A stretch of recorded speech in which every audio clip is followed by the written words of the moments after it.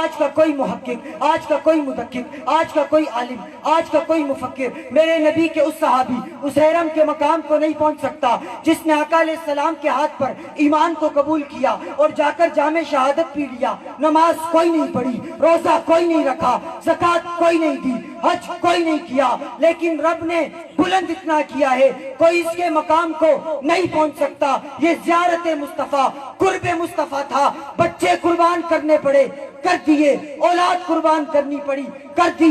آخر کیا تھا؟ وہ عشق مصطفیٰ تھا۔ حضرت بلال کو تپتی ہوئی ریت پر آہت آہت کا نعرہ لگاتے دیکھا، پوچھا کیا ہے؟ جواب ملا عشق مصطفیٰ ہے۔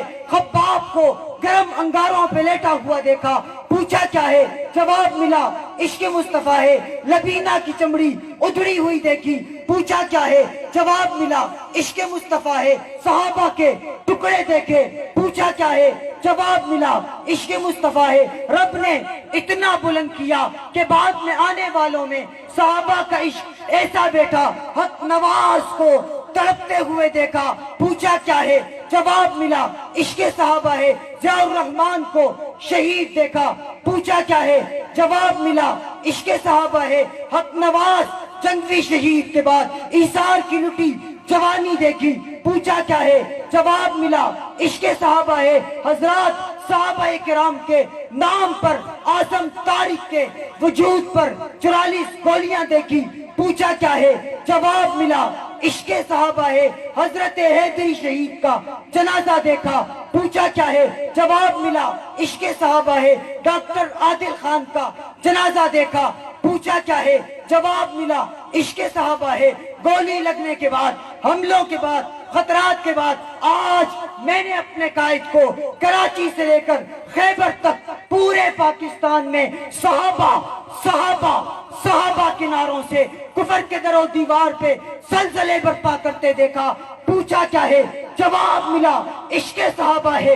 عشق صحابہ کیوں ملا؟ وہ عشاقان محمد تھے، یہ عشاقان صحابہ ہیں۔ وہ وفاداران محمد تھے، یہ وفاداران صحابہ ہیں۔ وہ جانثاران محمد تھے، یہ جانثاران صحابہ ہیں۔ وہ دین محمد کے لیے کٹے، یہ حرم محمد کے لیے کٹے، وہ دین کے جھنڈے کے لیے کٹے، یہ اماں عائشہ کے دوپٹے کے لیے کٹے۔ وہ بھی کامیاب، یہ بھی کامیاب، وہ بھی کامران، یہ بھی کامران۔ انہیں بھی خدا نے زندہ کہا، انہیں بھی خدا نے زندہ کہا۔ ان کی بھی قبر سے خوشبو آئی، ان کی بھی قبر سے خوشبو آئی۔ وہ بھی کامیاب ہو گئے، یہ بھی کامیاب ہو گئے۔ انہوں نے بھی کیسر و کسریٰ کے در و دیوار میں کھڑے ہو کر آذان حق دی تھی۔